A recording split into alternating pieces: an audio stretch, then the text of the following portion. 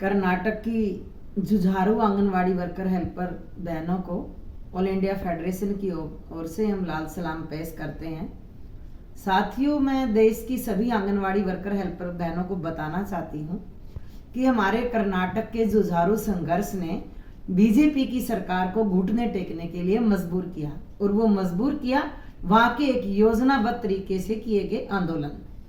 जो योजनाबद्ध तरीके से आंदोलन जो किया गया, वहां की हमारी एक बहुत ही मेहनती, जुझारू और समझदार टीम ने जो योजना बनाई आंदोलन को निर्णायक रूप तक लेके जाने के लिए, सर्कल से लेकर कमेटियों का गठन करते हुए और एक एजुकेशन के रूप में उनका क्लासेस वगैरह करते हुए संगठन को और तेज धार देते हुए सर्कल से, ब्लॉक से, जिले से, राज्य पे। और जबकि उन दिनों में हमारे साथियों का CI2 का कॉन्फ्रेंस चल रहा था, और हम वहाँ के साथियों की हिम्मत को इतना सैल्यूट करते हैं कि जो यकीनन भी नहीं हो सकता कि एक बार आदमी सोचने को मजबूर होता है कि 5 दिन का वहाँ पे सम्मेलन चला हो और 2-3 दिन पहले साथी वहाँ पे पहले आए हों और पहले उस सम्मेलन की एक बड़ी तैयारी की हो, और उसके तुरंत बाद 22 को सम्मेलन खत्म होता है और 23 तारीख को ही वो लोग बेंगलोर के अंदर अपना महापड़ाव शुरू कर देते हैं। और वो ऐतिहासिक महापड़ाव जिसमें हजारों महिलाएं, वर्कर हेल्पर, मिनी वर्कर अपने छोटे छोटे दूध मुहे बच्चों को साथ लेकर के, चाहे वो शारीरिक रूप से विकलांग भी थी, पर वो सभी अपनी गिनती में वहां पे पहुंची और दिन रात का महापड़ाव सड़कों पे रहा और पूरी दुनिया ने देखा। और हमारे देश की सभी आंगनवाड़ी वर्कर हेल्परों ने भी सोशल मीडिया के द्वारा जरूर उसको देखा होगा। और इस दौरान जो 26 जनवरी आई, जो लोग अपने आप को अमृत महोत्सव का दावा करते हैं, उनको शायद 26 जनवरी के दिन की महत्ता का भी पूरा पता ना हो,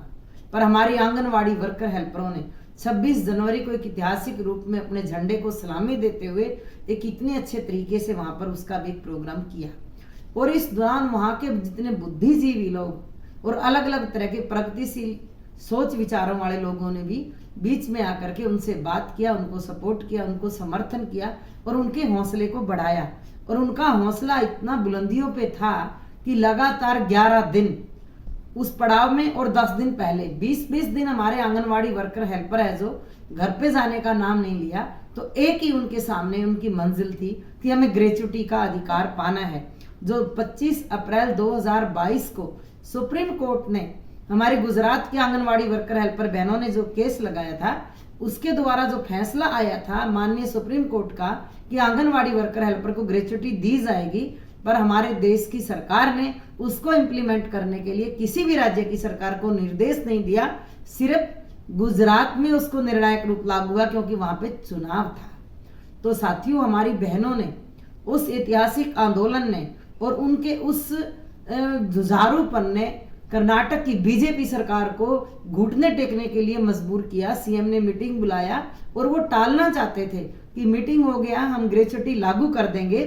पर हमारी टीम ने स्टैंड लिया वहां पे कि जब तक हमारे हाथ में नोटिफिकेशन का कॉपी नहीं होगा, ये वो आंदोलन यहाँ से पीछे हटने वाला नहीं है। और इस आंदोलन के दौरान सीएम से मीटिंग होने के बाद कैबिनेट का मीटिंग हुआ और कैबिनेट मीटिंग में पास हुआ, और ग्रेच्युटी जो रूल 1972 है उसके तहत पहला कर्नाटक ऐसा राज्य बना जो राज्य की सरकार को हमारे संघर्ष के सामने कानून बनाने के लिए मजबूर होना पड़ा और उसके लिए बजट की एलोकेशन करनी पड़ी। तो इसलिए साथियों, मैं देश की बाकी सभी राज्यों के आंगनवाड़ी वर्कर हेल्पर बहनों को भी मैं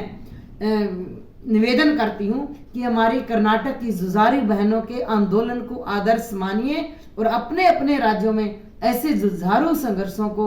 लेके आइए, ताकि हम भी अपने अपने राज्यों में सरकारों को ये ग्रेच्युटी देने के लिए मजबूर कर सकें और अपनी जो मांगे हैं उनको मनवाने के लिए उनको मजबूर कर सकें और अपने शोषण पे रोक लगवा सकें।